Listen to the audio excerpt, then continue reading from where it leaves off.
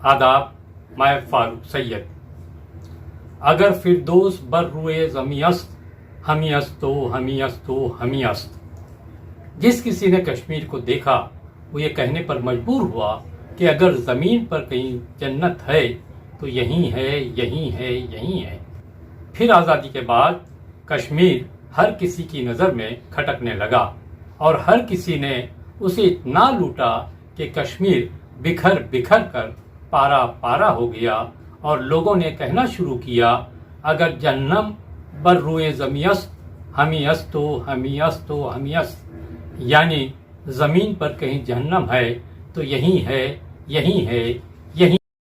10 साल के बाद जम्मू और कश्मीर में इलेक्शन कराए गए।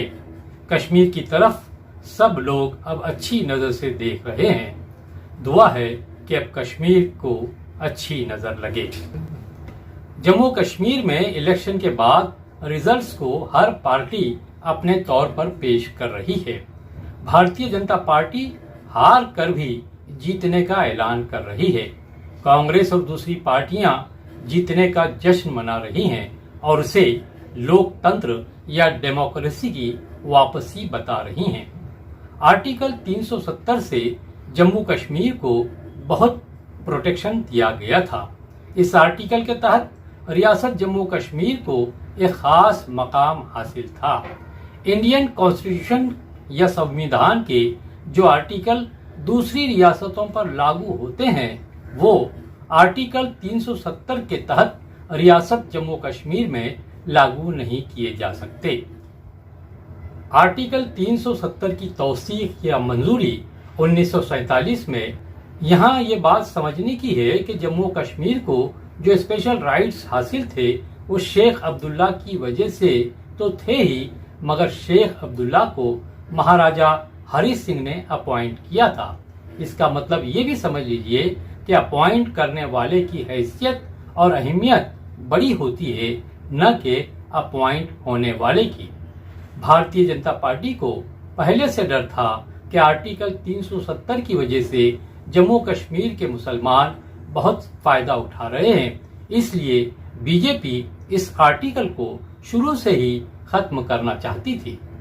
2014 के बाद जम्मू कश्मीर को फिर से खबरों में लाकर प्राइम मिनिस्टर नरेंद्र मोदी ने बार बार 370 की आड़ में कश्मीर और कश्मीरियों को निशाना बनाते रहे हैं और आखिरकार 31 अक्टूबर 2019 को बीजेपी की सेंट्रल हुकूमत ने आर्टिकल 370 को कश्मीर से हटाकर जम्मू कश्मीर के 2 टुकड़े कर दिए, एक जम्मू कश्मीर और दूसरा लद्दाख, और दोनों को यूनियन टेरिटरी बना दिया।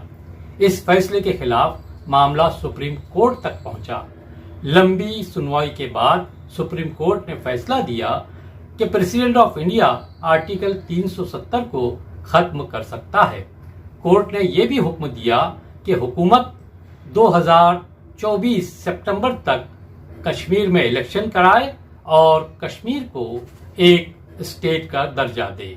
सुप्रीम कोर्ट की हिदायत के मुताबिक इलेक्शन कराए गए और रिजल्ट के मुताबिक शेख अब्दुल्ला, फारूक अब्दुल्ला और उमर अब्दुल्ला की पार्टी नेशनल कॉन्फ्रेंस और कांग्रेस को 49 सीटें मिली और बीजेपी और उसकी साथी पार्टियों को 29। इस तरह उमर अब्दुल्ला चीफ मिनिस्टर बनने जा रहे हैं। नए चीफ मिनिस्टर उमर अब्दुल्ला के सामने बहुत से चैलेंजेस हैं। उन्हें आज़ादी से काम करने का मौका भी मिलना एक बड़ा चैलेंज है, क्योंकि सेंटर की मोदी सरकार कभी नहीं चाहेगी कि नेशनल कॉन्फ्रेंस और कांग्रेस की मिली जुली सरकार जम्मू कश्मीर के लिए अच्छे काम करे और इसका क्रेडिट दोनों पार्टियों को मिले, क्योंकि लेफ्टिनेंट गवर्नर के पास पावर बहुत ज्यादा होते हैं और हर काम की मंजूरी लेफ्टिनेंट गवर्नर से लेना बहुत जरूरी है। इसके लिए कदम कदम पर उमर अब्दुल्ला को आग में कूदना और कूद कर बाहर निकलना है। बहुत आसान नहीं है पंगट डगर की। ये बात उमर अब्दुल्ला भी खूब जानते हैं। आइए देखते हैं रिजल्ट के बाद उमर अब्दुल्ला क्या कहते हैं। मतलब हमारा सियासी मौक़िफ़ बदलेगा नहीं।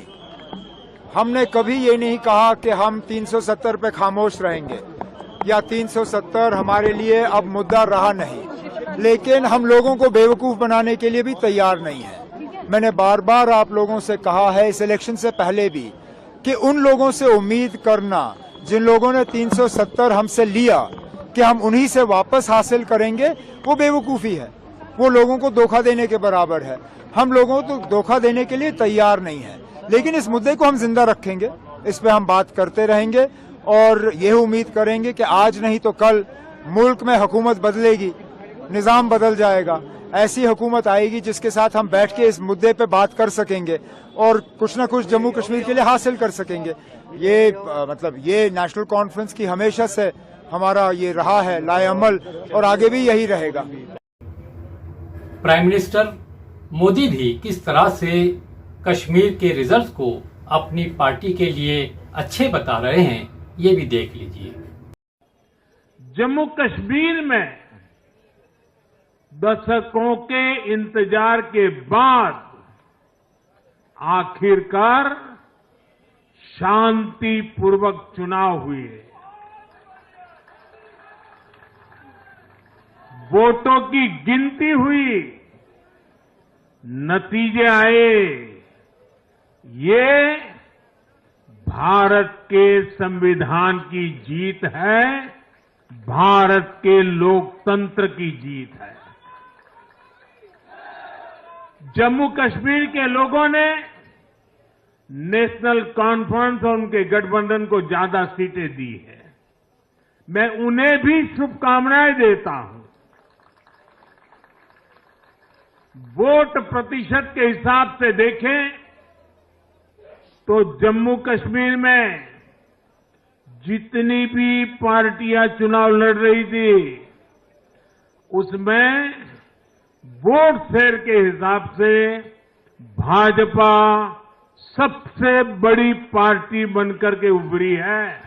एमआईएम के असदुद्दीन ने कहा कि नेशनल कॉन्फ्रेंस के लीडर उमर अब्दुल्ला तारीख के कमजोर तरीन चीफ मिनिस्टर होंगे। भारतीय जनता पार्टी के जरिए कश्मीर में एक भी सीट न जीतने पर अवैसी ने कहा कि कश्मीरी लोगों ने आर्टिकल 370 को खत्म करने पर अपनी नाराजगी का इजहार किया है। भारतीय जनता पार्टी ने आर्टिकल 370 खत्म करने में जो जल्दबाजी दिखाई थी, उससे ऐसा लगता था कि मोदी सरकार का 370 खत्म करने का 1 पॉइंट प्रोग्राम है। इलेक्शन से पहले और रिजल्ट के बाद बीजेपी यही कह रही है कि हमने आर्टिकल 370 को खत्म किया और दूसरी पार्टियां वापस 370 को कश्मीर में लाना चाहती हैं। क्या मोदी सरकार सुप्रीम कोर्ट के हुक्म के मुताबिक कश्मीर को स्टेट का दर्जा देगी या लेफ्टिनेंट गवर्नर के जरिए अपना राज या अपनी धांधली चलाएगी, जिस तरह दिल्ली में लोगों के जरिए चुनी हुई सरकार के नाक में दम किए हुए है। ये कहने की जरूरत नहीं है कि 2014 से मोदी सरकार मुसलमानों के लिए कदम कदम पर मुसीबतें खड़े करने का कोई मौका हाथ से जाने नहीं देती। तो इसे कैसे बर्दाश्त हो सकता है कि जिस स्टेट में मुसलमानों की मेजॉरिटी हो और वहां कोई दूसरी पार्टी की सरकार हो जो मुसलमानों के सहारे चुनकर आई हो और उसे कश्मीर और मुसलमानों के लिए काम करने का मौका दे। 2019 में आर्टिकल 370 खत्म होने के बाद कश्मीर में पहली बार असेंबली इलेक्शन हुए थे, जिसमें 63.88% वोटरों ने अपने हक का इस्तेमाल किया था। ये बात भी काबिल जिक्र है कि कश्मीर, जिसे शुरू से टेररिस्ट इलाके के तौर पर पेश किया जाता रहा है, अगर वहां पुरअमन तरीके से इलेक्शन होते हैं तो ये समझा जा सकता है कि वहां का नौजवान अब बंदूक की जगह बैलेट पेपर के जरिए अपना गुस्सा निकाल रहा है या निकाल सकता है।